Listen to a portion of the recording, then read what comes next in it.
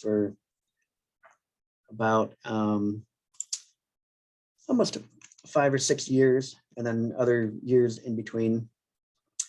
And so a lot of this will be a bit from that research, and we'll get going. I've always loved bats. This is me when I was little, and this bat costume, I actually liked Batman because of bats more than being a superhero. I just liked bats so much. And then this costume, I just never took it off. And I never realized that later in life, I'd actually be able to study bats and real ones out there. So too many people, when I meet them, they think of bats looking like this, right? And everything, movies, these are the bats that you might see in movies and horror movies and things like that. But of course, there's no bats that look like this. They're actually really cute. These are little fruit bats that were rescued from a forest fire in Australia. A little closer to home in New York, this is a little brown bat. And to me, it's just a cute little guy there.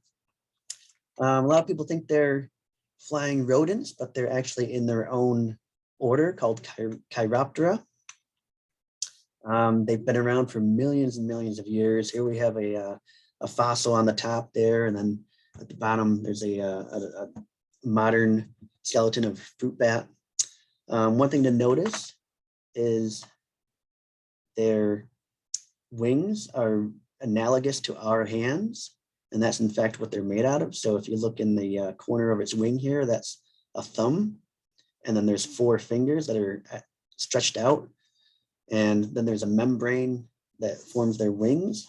And so if we were able to stretch our fingers out, that's what would be analogous to the bat wings. Another little diagram of that.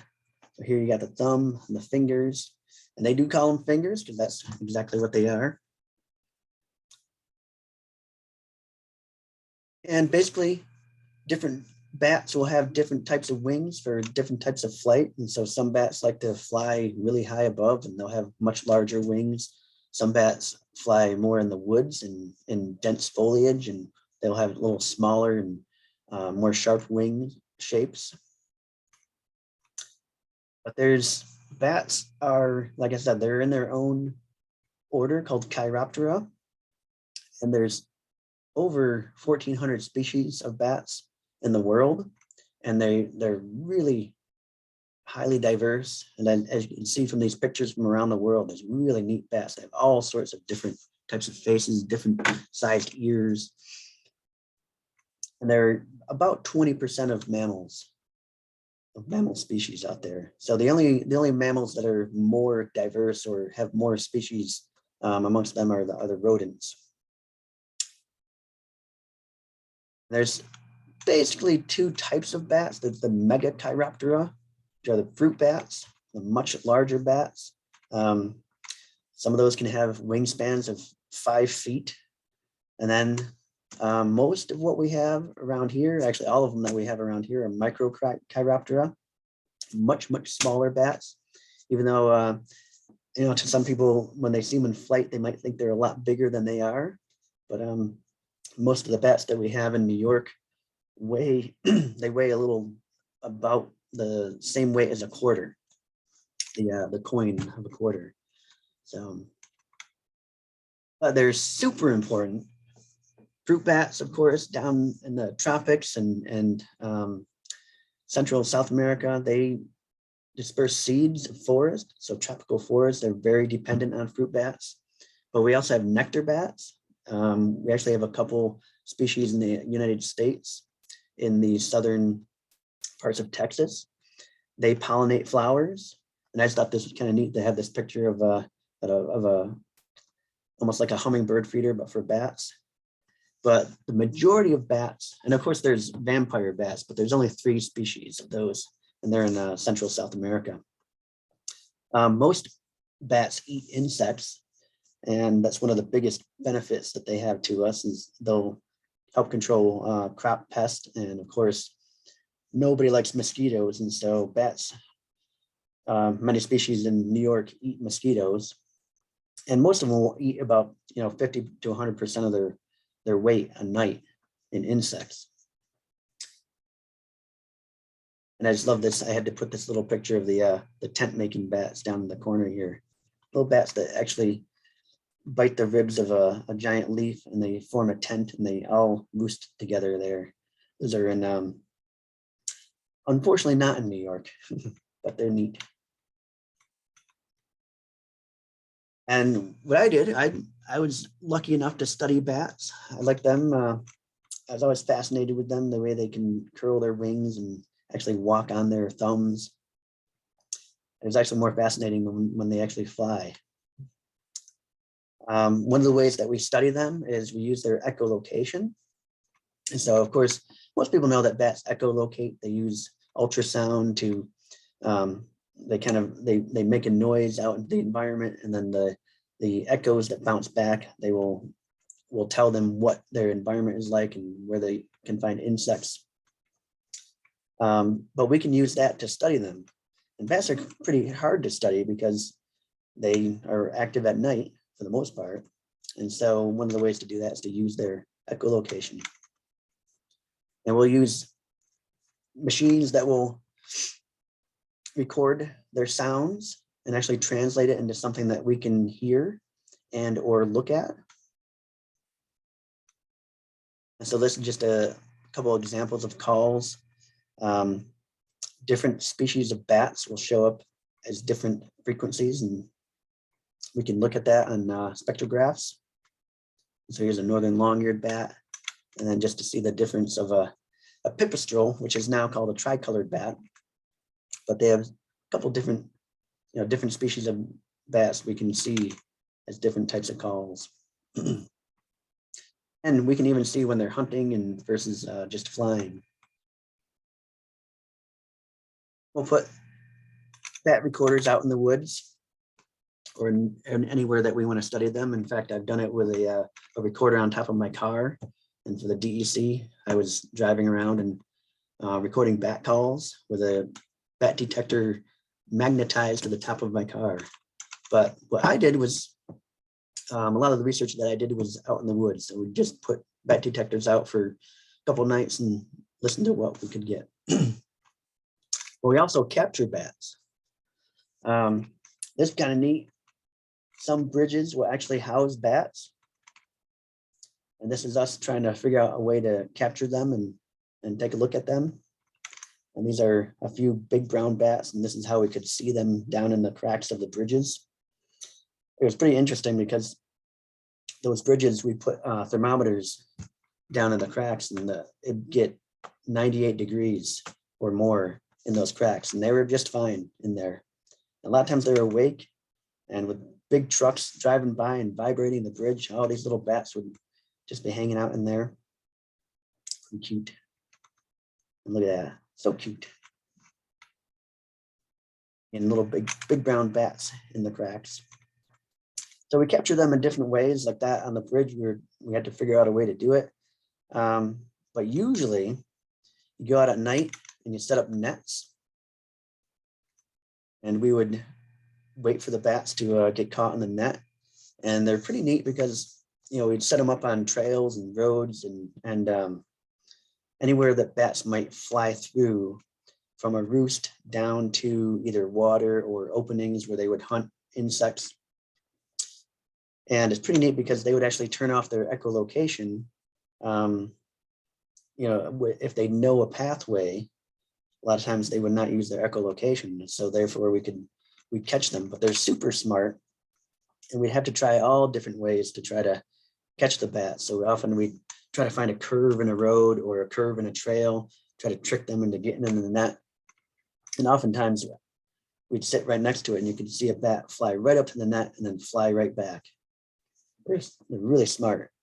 And one of the myths is that bats are blind, but they aren't. And in fact, if we had too much moonlight, the bats would see the net and not fly into it. Another way the nets would be. And we have to get them out. They get tangled in the net, and then we carefully get them out of the net. Sometimes we'd catch other things, sometimes birds. In this instance, it was a flying squirrel. they have a really sharp bite. But the flying squirrels loved our nets. And sometimes we had nets that were 20 feet high, and they loved those nets. They'd play in them, and then they'd get stuck in them, and then we have to get them out. And of course, when we capture the bats, they try to look mean, they try to look scary. But then they calm down. So if we held them, they'd realize that we weren't going to hurt them, and the bats would calm down, and they'd just kind of, we'd hold their legs gently, and they would just kind of sit on our hands. Of course, it's at night, and always have trouble with lighting. Of course, we measure their bodies. We would take their weights. We would, this is their forearm. So a lot of bats, in order to tell the species, we'd have to measure their forearm. And then we weigh them, usually with cloth bags, although in this instance, I got to have pictures taken in the daytime. We happen to have plastic bags. So we put them in there very carefully and for only a moment to get the weight, and then they come back out again. And then what was really interesting is we would actually take hole punches of their wings for DNA or looking for diseases and that type of thing. It doesn't hurt the bats. They often get holes in their wings naturally as they fly around. They get caught on things and will sometimes have holes in their wings already.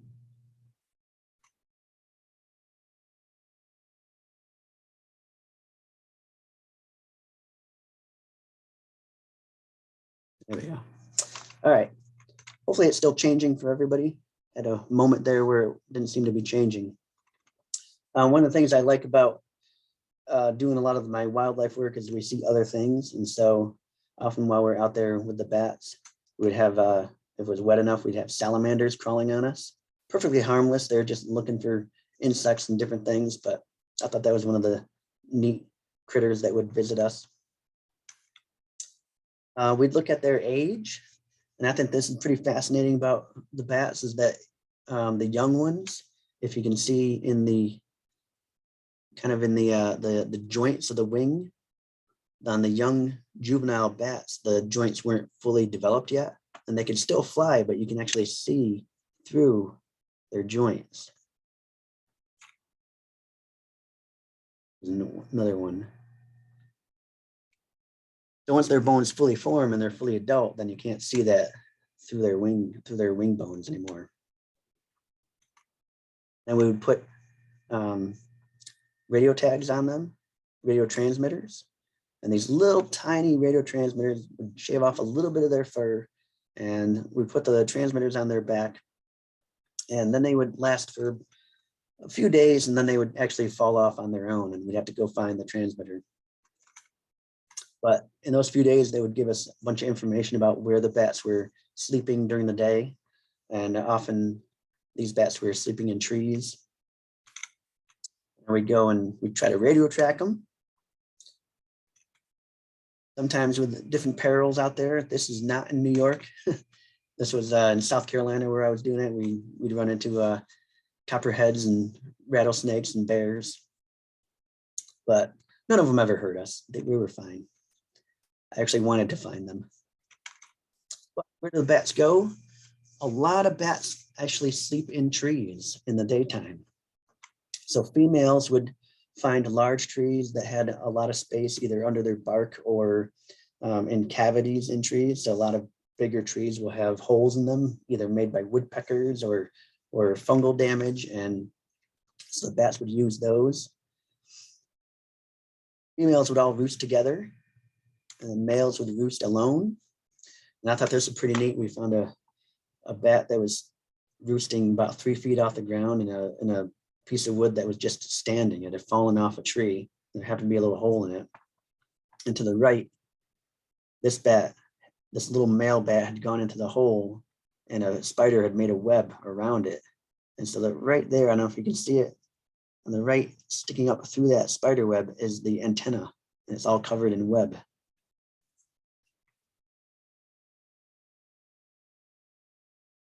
Sometimes we find the bats in a hanging piece of bark. This guy, actually a couple bats were in that piece of bark. So hanging from the tree, and then here they are. So the bats are so light that they can hang from a piece of bark that would have fallen off the tree if you or I even touched it. Bats are out there. Well, that we kind of split them into a couple categories. One is cave bats. And really all that means is these are bats that go into caves during the winter in order to hibernate.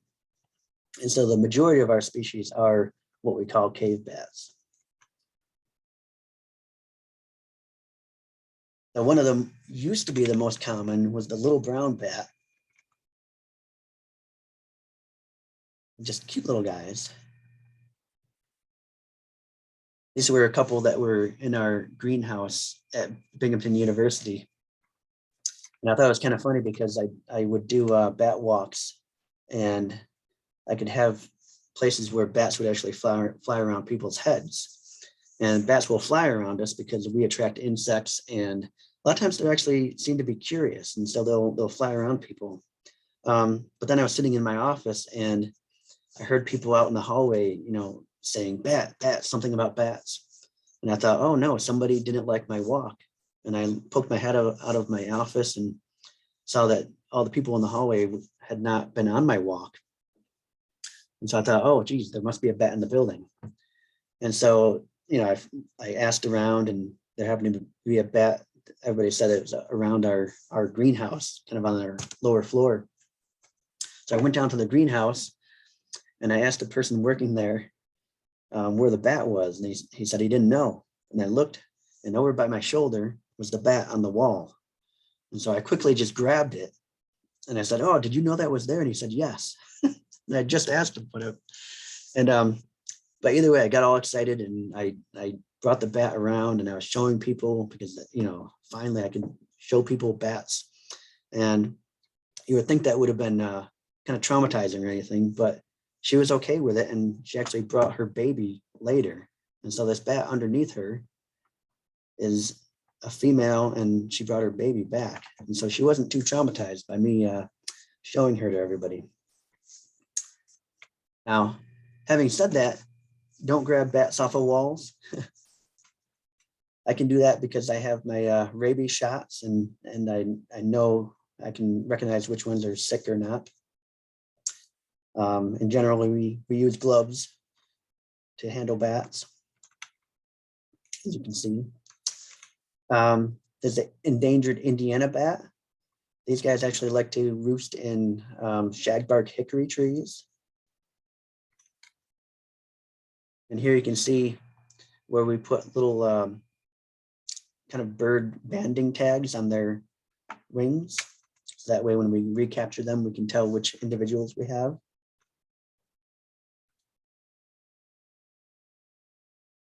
And actually, in order to tell different species apart, so this Indiana bat actually has a little flap of skin. So it can be difficult to tell different species apart. They're all small. A lot of them are brown colored.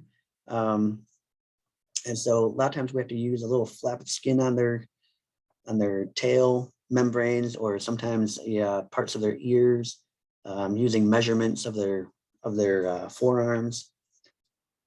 So different things will tell us what species we have. Different ones will have, I just thought there's a neat picture of a bat that was kind of leucistic, almost albino. But the most common bat right now in New York probably is the big brown bat. These guys have a wingspan that goes up to almost a foot. But they're still, they don't weigh much more than a quarter. They're not very massive, but they have beautiful brown fur. Again, they try to look scary. I just like this guy because he had big teeth. This one, like it was orating. And this one I called Sabertooth. This guy was able to bite me right through the gloves. It's interesting, a lot of the smaller bats, they actually can't really penetrate our skin. Of course, when we're holding them, they don't really like it, and so they try to bite. But a lot of them can't even bite through the skin, but they're smart, and so a lot of them would go for my cuticles. But this guy, Sabertooth, he had some good teeth for trying to protect himself. And again, super important for eating insects. Big brown bats will actually eat a lot of beetles, and so they actually help control pests of farms, of crops. This one I have to try to feed a carrion beetle to, and then you see it kind of spits it out later. And again, big browns, those were the ones that we were finding in bridges. They also, they preferred big trees and big cavities inside trees, but a lot of those type of trees are gone. You know, a lot of our trees have been cut down, and so a lot of our forests are young forest, second growth forest. So a lot of these bats have actually moved into houses or attics, or often around here, old churches. But that kind of takes the place of the big cavities that they would normally prefer in trees. So they've adapted pretty well to houses.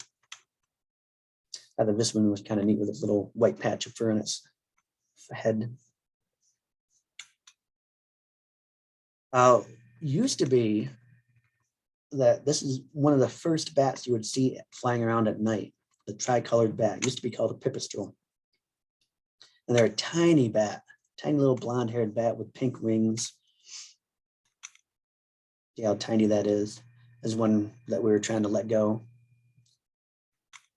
And these little guys, they actually roost alone in caves. And you can see this one is hibernating and covered in almost frozen condensation. Tiny cute bats. Used to be like I said, used to be the first one out at night. That is actually a long-eared bat. Doesn't look like it has that long of ears, but these were ones that really live in forests. Another neat bat to see. But again, hard to tell the difference. These guys, the only way we could tell was by what's called the tragus, this little flap of skin inside its ear. And we would actually measure the ears to see if they were big enough or long enough to be a long-eared bat.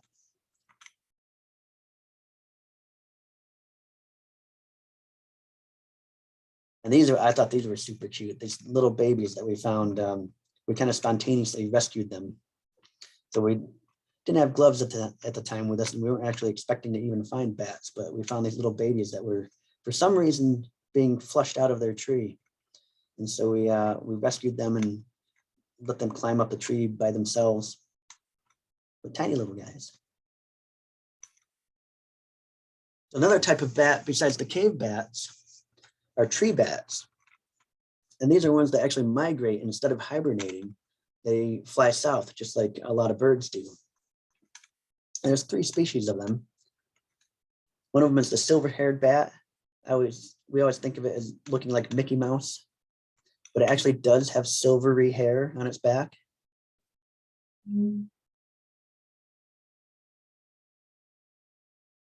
Another one is the eastern red bat. This is a type of species that if you look around lampposts at night, you might see them hunting moths and other insects around the lamps and around the light. And they're kind of neat because you can actually tell the species because of the color of its fur. And you may be able to see they do have little white shoulders and little white elbows and white patches. And so if you look around lampposts, you could actually tell type of bat.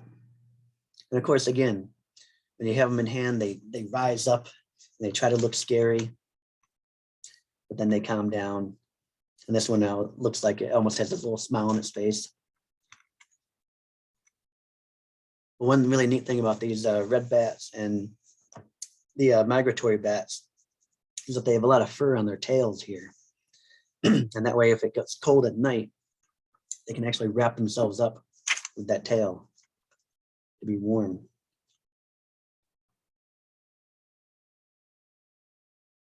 Migratory tree bats, they of course, they roost more in foliage than in tree cavities or bark. So the cave bats, they'll often be in, in cavities or tree bark in the summertime, but tree bats, they roost in foliage and most of their habitat range. I thought this was a neat one. It's a little different on a computer screen, but if you look in the middle, you might be able to see the bat in the middle. You see a little patch of white fur. And this bat was about 4 feet off the ground and hanging in oak leaves, dead oak leaves. You see it up closer a little bit, a little red bat here. This is kind of neat because I was radio tracking this guy and actually was afraid. I thought it might be dead because the signal was so low to the ground, and I looked up and there it was. It's amazing how light they are. I mean, that's just hanging in a dead leaf. And really beautiful fur. And the males and females are a little bit different. The male is a little bit frosty looking.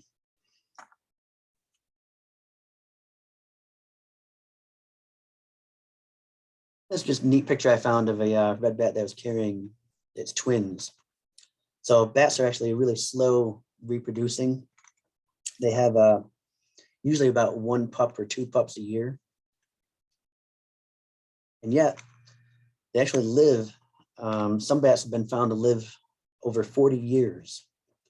So that's pretty amazing for a tiny animal like that to live so long. And it's thought that at least the hibernating bats, that might actually help them have such a long life.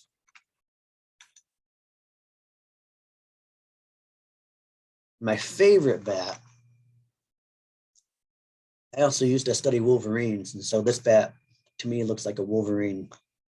But the hoary bat's our largest bat. They'll have a 16-inch wingspan. It's the largest bat in the United States anyways. And they're the only bat that has made it to Hawaii and Alaska. But they're, a little bit bigger. They have really nice thick fur, and so they can survive a long trip, survive other colder, different temperatures out there. It's just a beautiful bat. Again, they try to look scary, and they'll make little hissing sounds and trying to scare us from having them in our hands. But then they calm down. Look at that, super cute. Bunch of lovely, lovely colors on it. And of course, it's named hoary bat because it's like hoarfrost, or the coloration on its back is frosty. And it's interesting because when these bats migrate, for some reason, the males migrate in the Western United States and the females migrate in the Eastern United States. So how do they find each other? I don't know. Beautiful bats. Rare to catch, rare to find because they fly really high in the air. They're catching much larger insects that are flying high above the treetops. Cute little furry foot. Now I'm going from the largest bat to the smallest bat that we have around here, the small-footed bat. It's well named. They're cute little guys that have a little black mask on them. And this is one that's, trying to bite my fingers and of course can't. It's so tiny. But super cute little guys. Looks like an Ewok there. Anybody knows Star Wars? But that's how tiny it is, just sitting on my finger. And they actually have a tiny foot compared to their body. So they are well named small-footed bat. These type of bats actually like to live in, they roost in cliff faces and rocky outcrops. So they're very hard to find, hard to get to. And again, they have a little black mask. I thought that was a neat, cute little picture of them. Yes, we would find them with little things wrong with them. These were huge lice that we found on them. On just one bat. Poor little guy, you can see it's not too happy about it. We got those off, but more commonly they'll have little tiny mites on their ears. And so amazingly, the small-footed bat would have these orange little mites on its ears, whereas other bats would have other species of mites, but it seemed to be a mite that only lived on small-footed bats. So what are some myths about them? Of course, flying mice, they aren't. They're actually not related to mice or rodents at all.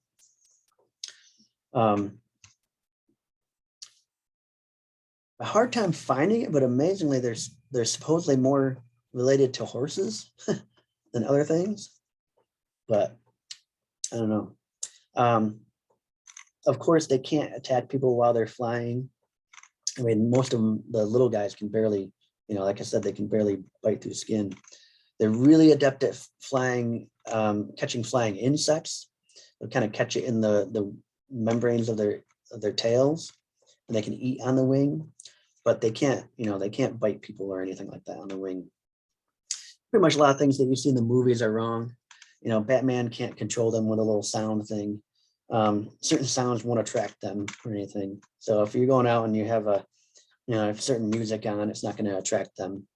In general, we attract insects, and that in turn attracts bats. Of course, almost everybody has a member of their family that has a story of bats being tangled in their hair.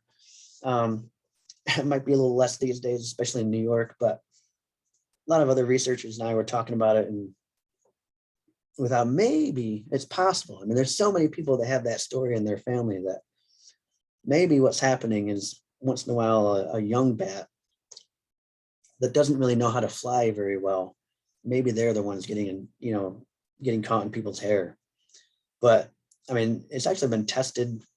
They'll hang strings or human hair from the ceiling, and they'll test bats' maneuverability around them, and bats can avoid a human hair in complete darkness. So a lot of bat researchers won't believe that bats will get tangled in their hair. And of course, one of the fears of bats is that they have rabies or diseases, and that's not quite true. There was actually a study in the 50s where thousands of bats were kind of dropping from the sky, and people didn't know why, and it was thought that they might all have rabies. And so thousands of bats were actually tested, and it was found that only 0.5% of bats actually carry rabies. Unfortunately, the main way that people get rabies from bats is that when bats get rabies, they get a form of rabies called paralytic rabies. And that means they actually can't fly very well. They become mostly paralyzed. And so if a person finds one and they pick it up, of course, the bat will bite when they're being picked up. And so that's the most common way that people get rabies from bats, is they're actually finding a sick bat that has been on the ground. So the moral to that, definitely don't pick up bats in your hands if you see them on the ground or anything like that. A lot of times I get calls about bats in houses. Most of the time, the ones that I find are juveniles, and they're just young bats that haven't figured out, they're either looking for their mother, they're flying for the first time, and they can fit through really, really tiny spaces. And so a lot of times they just get into people's houses. And usually if you just open a window, as long as nobody's touched it, or that nobody's come in contact with it, then you can just open a window and usually they'll fly out. The one thing people should worry about is if you do have bats in your house or any place, is histoplasmosis. It's a fungus that lives in their feces. And so if you're cleaning up, you want to have a mask on. You don't want to breathe that stuff in. So that is one thing that is true. So histoplasmosis is a danger from, if you're going into places where bats are living and trying to clean it up or anything like that. So right now, bats are kind of being blamed for COVID. They do carry some SARS and COVID-like viruses, but so far research has shown that the COVID that we have has not come from bats or anything. So the gist of all that is that they don't all carry all sorts of diseases that we can get. And like I said, bats with rabies, they don't suddenly attack things. They don't become vicious or anything. They don't have that form of rabies. But bats live perilous lives. Amazingly, this is a bat that was died on a stalactite and became entombed. Another bat, amazingly, I would think it's probably a juvenile that got caught on a cactus out west. Different things can happen to them, especially when they're young. Oops. Amazingly, snakes are a big predator on bats. A lot of snakes will hang out in front of caves and wait for the bats to fly out. There's a rat snake here climbing a tree that we found. Habitat loss. That's one of the greatest threats to bats around the world. They really need forest. They need actually varied habitats. And so they cut down the forest and they don't have a place to roost in the daytime. And of course, no sources of food then either. Closer to home, for especially the migratory bats, they're migrating across the United States, and just like migrating birds, they can get hit by windmills or they can get killed by windmills.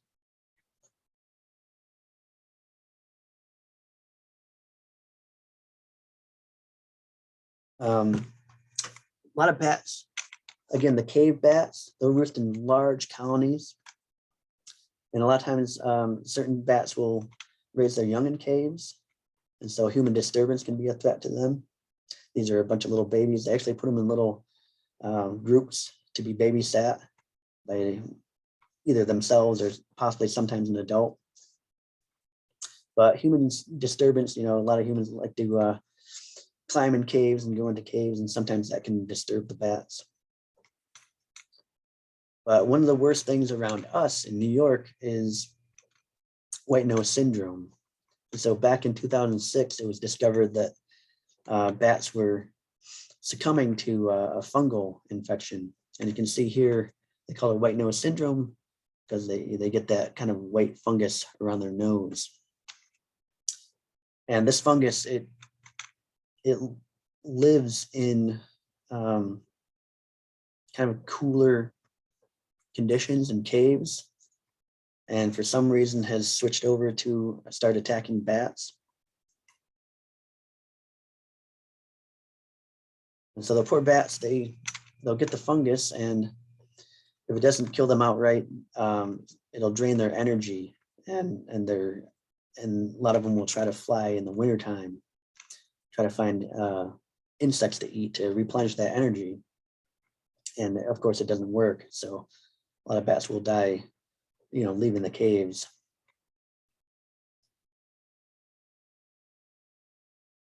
And it's actually amazingly discovered in Howe Caverns first and has spread off. It's in about 35 states now. So a lot of bat researchers are worried. Unfortunately, a lot of our most common bats, the little browns and the tricolored, a lot of their caves have seen 100% or 95, 80% declines in a lot of caves. And it was interesting because when I started my job, people started, it was in 2006 before people had known about it, and people would tell me how there's there's more insects around their house, or some other people would tell me about how there's less bats around their house, and then all of a sudden the news broke that there's white nose syndrome killing off our bats. So that's their major threat to our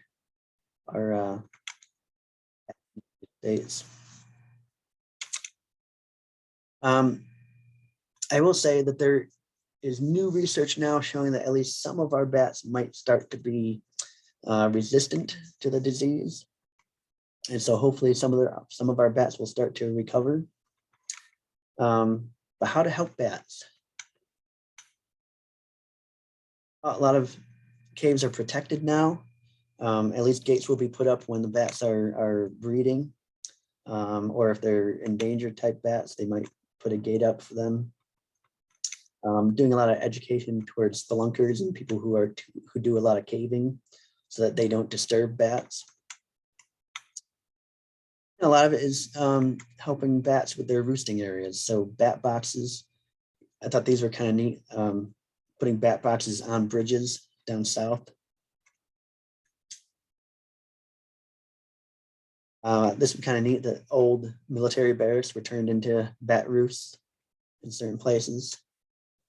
I think this one's new. And another one, people built this bat tower. I thought that was pretty neat. That's in upstate New York, St. Lawrence River. And I think I'll leave it for questions now. But thank you very much for listening. Hope that was interesting. And lots of different stories about them. But yeah, I think I'll take questions.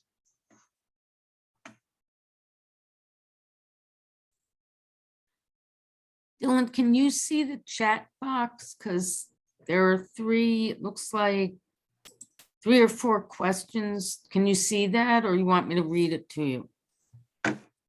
Yeah, I can see it. Okay. So Well, yeah, so one, how come a bat comes in the house? So yeah, usually they're, at least the ones that I find, are juveniles. And so their babies they're just learning to fly and they're searching for their mother. And sometimes it could be that they were breeding in the house somewhere. I mean, they can get into tiny little spaces. And so we, a lot of times we don't even know they're there until, one of the babies is flying around and getting caught in other places. So like I said, you can open a window to let them out as long as nobody's come in contact with it. You can, another way is to take a container, like a coffee can or something. And again, get gloves. As long as nobody's touched it, you can actually catch it with the coffee can and put a little cardboard piece of paper or something to cover it. And then you just take it outside and you can let it go out that way. If a bat does come in contact with somebody or you don't really know, then it's best to call the county health services for advice on it.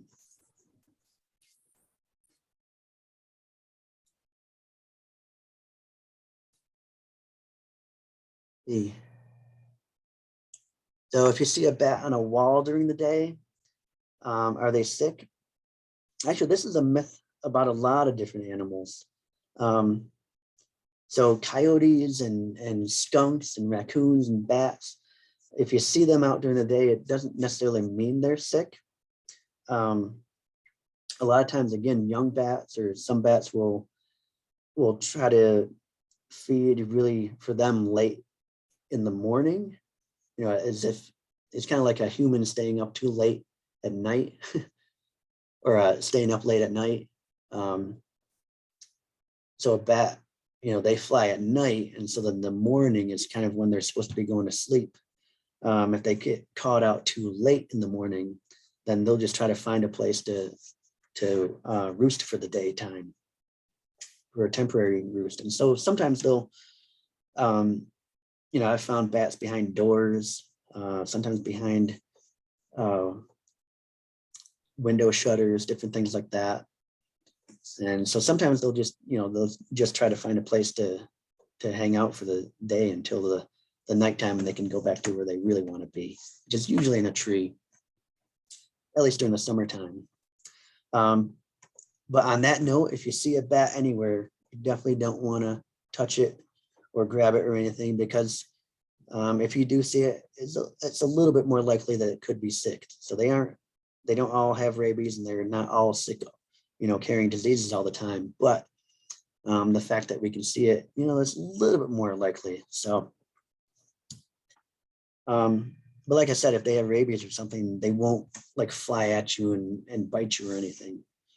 They tend to just get a paralyzed version of it, and they're just more vulnerable to being picked up and things like that. So you definitely don't want to, you don't want to pick them up or anything.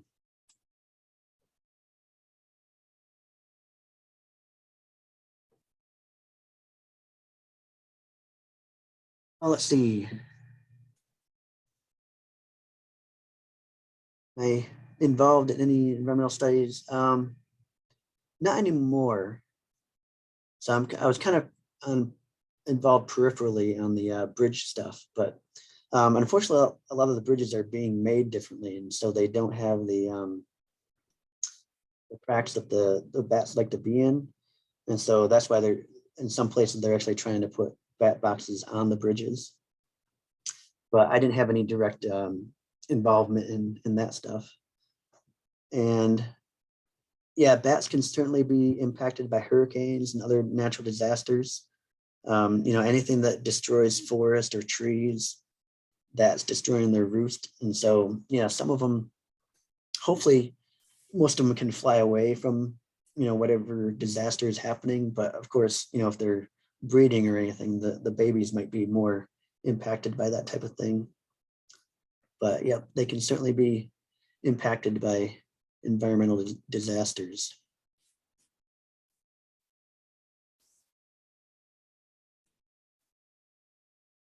Yeah, the picture of the bat feeder, that was actually kind of sugar water, kind of almost the same thing you would feed hummingbirds. And yes, I do think they're really cute. They're not as ugly as people think they are. And yeah, a lot of our bats, even the big brown bats, they eat a lot of beetles, but even the big brown bats will catch a lot of mosquitoes.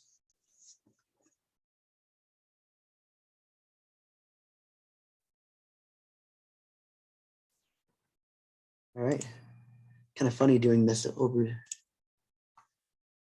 Zoom. So I hope it was still.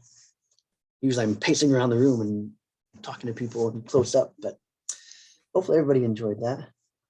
Any other questions?